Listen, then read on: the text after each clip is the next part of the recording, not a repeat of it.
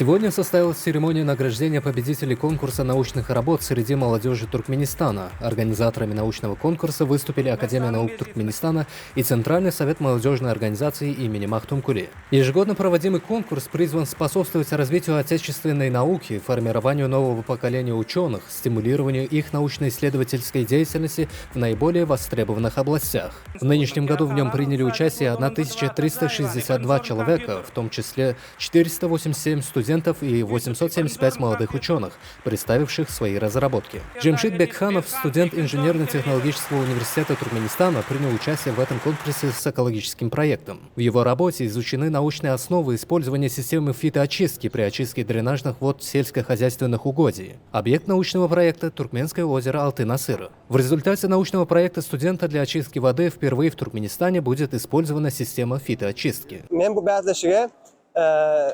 Altatır Türkmenkoyunun şors wakalarının zeytunlarını arsalmakta fitoraslaş ulgamlar ulanman yolları adlı tema bilen katlaştım.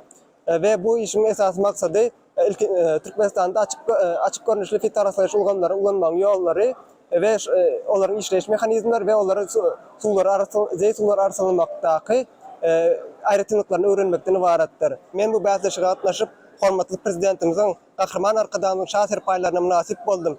Дильноза Мамут-Ниязова, студентка этого вуза, стала победителем конкурса со своим мобильным приложением «Мультиязычный визуальный словарь для изучающих языки». Это приложение для смартфона в основном предназначено для учащихся всех возрастов и поможет запоминать слова на разных языках постоянно или в долгосрочной перспективе. В нем можно найти слова, организованные по темам или отдельным объектам. Это мобильное приложение создано Flutter.